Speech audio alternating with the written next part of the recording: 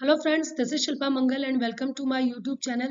In lesson 1, we discussed about overview of treatment schemes of WTP, STP, ETP, CETP and desalination, in which we discussed feedwater parameters, outlet parameters, their treatment schemes and end uses. In desalination plant, we discussed that generally the TDS is above 35,000 ppm. Here we are considering 45,000 ppm TDS, and accordingly sodium chloride sulfate content is high. Here we are discussing treatment scheme having dissolved air flotation, self-cleaning filter, ultrafiltration, reverse osmosis, first pass and second pass, remineralization. The reason of using dissolved air flotation here, because in drinking water, when the water is used for drinking water purpose and in the feed water, there is chances of algal bloom in rainy season, and because of low turbidity and high color content, we use dissolved air flotation. As per the diagram, you can see that in dissolved air flotation unit, air is diffused through bottom, and because of this the fine bubbles get thick and comes on the surface and form a blanket. Through that these flocks are removed, and from the bottom clarified water is separated.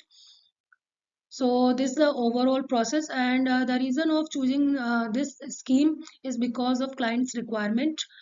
This most economic and conventional way of treating sea water.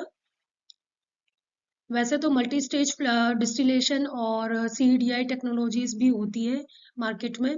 बहुत सारे suppliers offer करते हैं, client की requirement कभी कभी होती है, तो उस अकॉर्डिंग जब वाटर का यूज, जो परमिएट वाटर है उसका यूज जब स्टीम जनरेशन में किया जाता है या वो हाई एंड यूज किया जाता है, तब उन टेक्नोलॉजीज की जरूरत होती है. अदरवाइज अधिकतर कंट्रीज में या अधिकतर क्लाइंट्स की डिमांड इस ट्रीटमेंट स्कीम की होती है. तो हम अब आ जाते हैं वाटर बैलेंसिंग पर. तो जब डिसेलिनेशन प्लांट की हम डिज़ाइन करते हैं, तो उसमें जो हमने यूनिट्स कंसीडर की है, इसकी हमने रिकवरी रेट्स सबसे पहले कंसीडर की है. डैव की 98%, सेल्फ क्लीनिंग फिल्टर की 99%, अल्ट्रा फिल्ट्रेशन की 93%, RO फर्स्ट पास की 45% और सेकेंड पास की 90%. इन फर्स्ट 3 यूनिट्स की जो रिकवरी रेट है, वो रिकवरी रेट इनका जो बैकवॉश वाटर में यूज होता है. इन यूनिट्स को जब बैकवॉश किया जाता है तो उसमें वाटर की रिक्वायरमेंट होती है. तो ये जो रिकवरी रेट है, ये उस बैकवॉश वाटर को कंसिडर करते हुए होती है और सप्लायर की रिकमेंडेशन के अकॉर्डिंग होती है. तो यहाँ पे 2% वाटर का यूज इसके डैफ के बैकवॉश में किया जाएगा, 1% वाटर का यूज यहाँ सेल्फ क्लीनिंग फिल्टर के बैकवॉश में किया जाएगा, 7% वाटर का यूज यहाँ पे अल्ट्रा फिल्ट्रेशन के बैकवॉश में किया जाएगा.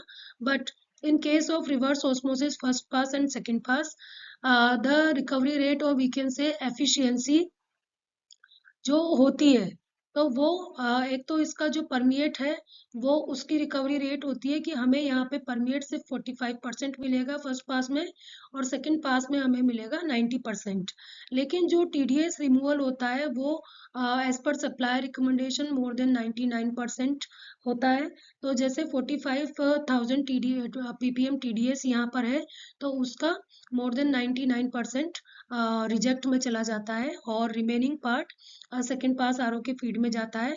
और सिमिलरली RO सेकेंड के रिजेक्ट में बहुत ही कम TDS, मतलब मोर देन 99% अगर रिमूव हो जाता है, तो वो सारा रिजेक्ट में जो कॉन्सेंट्रेट है, जो TDS है, वो रिजेक्ट में आ जाता है, और परमिएट में जितना रिक्वायर्ड TDS होता है, जैसे यहाँ 150 ppm RO सेकेंड पास के परमिएट में रिक्वायर्ड है, तो वो हमें मिल जाता है. तो उसके लिए ये जो स्कीम है, इसमें RO सेकेंड पास की जो रिजेक्ट फ्लो है उसकी ब्लेंडिंग की जाएगी RO फर्स्ट पास में.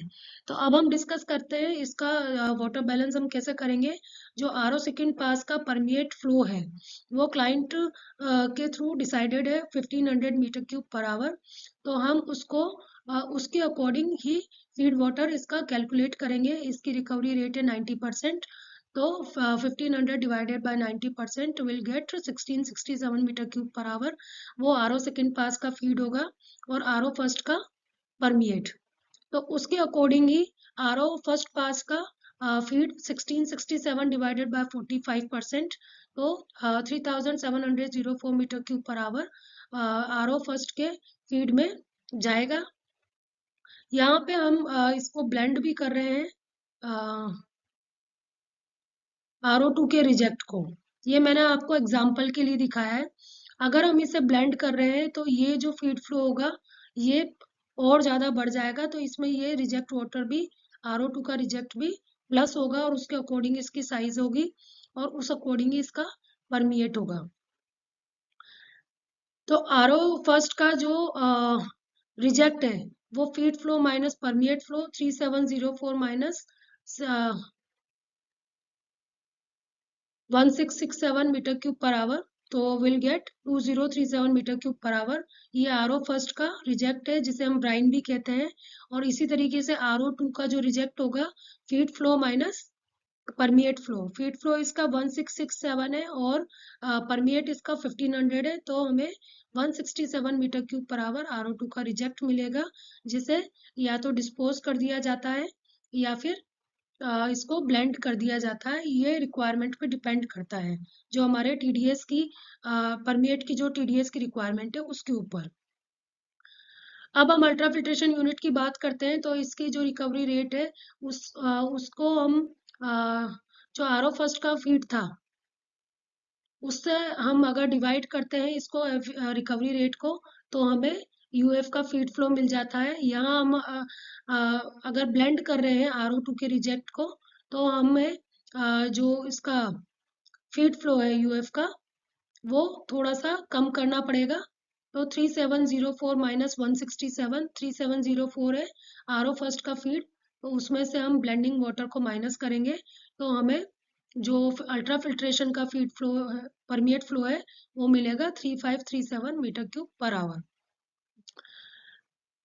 तो ये इसका परमिएट फ्लो हो गया। तो यूएफ का जो फीड फ्लो होगा वो 3537 divided by 93%, 3803 metre cube per hour. इसी तरीके से सेल्फ क्लीनिंग फिल्टर का हम परमिएट फ्लो ये कंसीडर करते हुए इसका फीड फ्लो कैलकुलेट कर लेंगे। तो 3803 डिवाइडेड बाय 99%, जो कि इसकी रिकवरी रेट है, और हमें मिल जाएगा 3842 मीटर क्यूब पर आवर। ये होगा सेल्फ क्लीनिंग फिल्टर का फीड फ्लो। इसी तरीके से डेफ यूनिट का जो परमिएट वो हमें मिल गया है 3842 मीटर क्यूब पर आवर। तो इसका जो फीड फ्लो होगा 3842 डिवाइडेड बाय 98%, तो ये हो गया 3920 मीटर क्यूब पर आवर। ये प्लांट का पूरे प्लांट का फीड फ्लो होगा 3920 मीटर क्यूब पर आवर।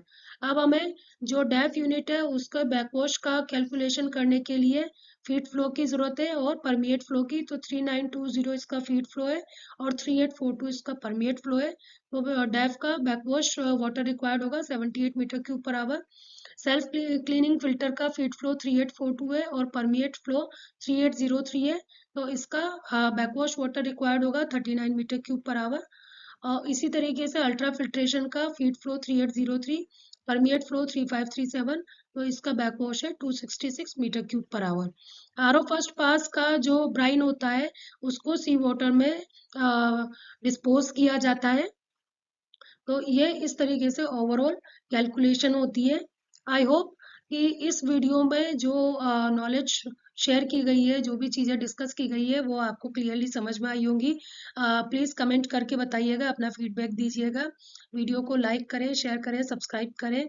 और अब हम नेक्स्ट लेसन में बात करेंगे डेफ यूनिट की डिज़ाइन के बारे में, क्या पैरामीटर से कैसे डिज़ाइन करते हैं और किस तरीके से मार्जिन लिया जाता है। तो तब तक बने रहिए मेरे चैनल के साथ। Thank you so much.